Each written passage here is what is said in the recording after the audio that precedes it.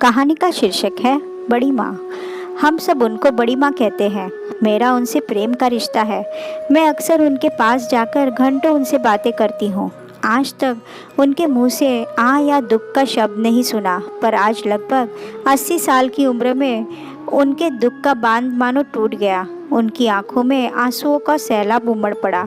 आज तक उन्होंने अपनी कहानी नहीं बताई थी। मुझे लगता था कि सब कुछ स्वाभाविक रूप से चल रहा है।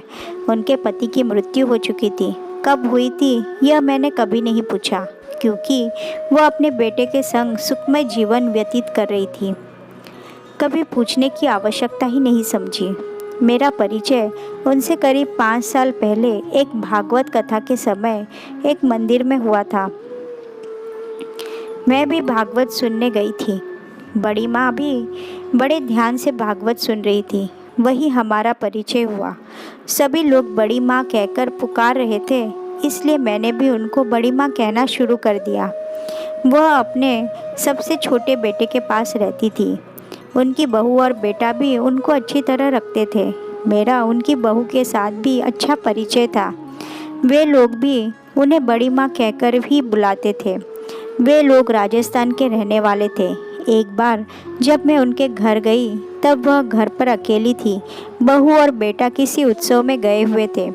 बातों ही बातों में मैंने उनसे पूछा, बड़ी माँ, आपको कौन सा रंग सबसे अच्छा लगता है? तो उनकी आंखों में आंसू छलक आए और बोली, बेटा, मुझे क्या मालूम मेरे ऊपर कौन सा रंग अच्छा लगता है। मैं तो 7 वर्ष की उम्र से ही यह सफ़ेद रंग ही पहन रही हूँ। लाल रंग क्या होता है, कांच की चूड़ियाँ क्या होती है, मुझे कुछ नहीं मालूम। मैं कुछ समझ न सकी। मेरी उत्सुकता बढ़ गई। मैंने कहा, माँ, आप अपने बारे में कुछ बताओ ना। तब उन्होंने भरी हुई आंखों से बताना शुरू किया। वे बोली, बेटा, 5 वर्ष में ब्याह हुआ, 7 वर्ष में गौना हुआ। उस समय वे 15 वर्ष के थे। मैंने तो उनका चेहरा भी न देखा। हमारे यहाँ बहुत बड़ा घूंघट काटते हैं। ससुराल जाने के दूसरे दिन ही सड़क दुर्घटना में उनकी मृत्यु हो गई। और बेटा, मैं तो तब से यह सफ़ेद रंग की धोती ही पहन रही हूँ।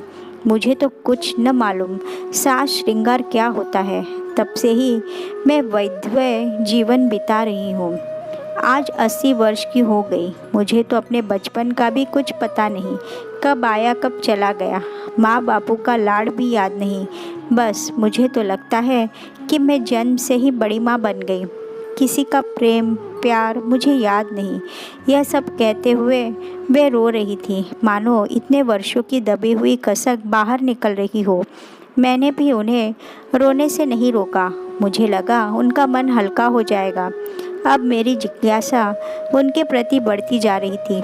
मैंने पूछा, माँ, यह बेटा किसका है? तब उन्होंने बताया, यह मेरी छोटी बहन का है। बाद में मेरी छोटी बहन का ब्याह मेरे देवर के साथ हुआ। मेरे बहन और देवर ने हमेशा मुझे अपने साथ रखा, इसलिए यह बच्चे मुझे बड़ी माँ कहने लगे। अब मेरी बहन और देवर भी नहीं रहे। लगभग 8 वर्ष हो गए दोनों को गए, पर ये बच्चे आज भी मुझे अपने साथ रखते हैं। मुझे कोई तकलीफ़ नहीं है, पर मैंने जीवन में कुछ नहीं देखा। कभी सिनेमा नहीं देखा। बच्चों को खेलते पढ़ते लिखते देखती हूँ तो खुश होती हूँ। वे बोलती ही जा रही थी। शायद अब तक कोई उन्हें सुनने वाला नहीं मिला था। फिर वे बोली, अब तो छोरियों को खूब पढ़ा लिखा कर ब्याह किया जाता है। हमारे समय में ऐसा न था। लड़कियों को पढ़ाना अच्छा नहीं समझा जाता था। मैंने पूछा, माँ, आपके माँ बापू ने आपकी दोबारा शादी क्यों नहीं की? तब वे बोली, बेटा, हमारे यहाँ दूसरी शादी नहीं होती। हमारे यहाँ तो सती कर दिया जाता है।